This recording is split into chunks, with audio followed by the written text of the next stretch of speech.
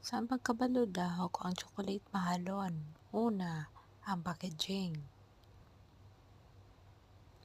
Naka-box. Tapos pag-abli, may description kung kano saan nag-start ning lahang paghimo sa chocolate.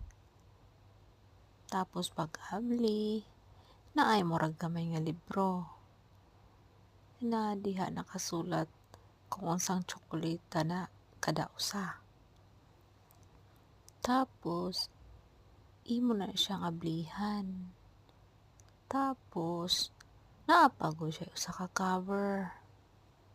Tapos, naapay usa ka cover. Pagtan-aw, iba-iba ang shape. Makuno na timailhan sa chocolate nga mahalon. Pero ang lasa pareho ra.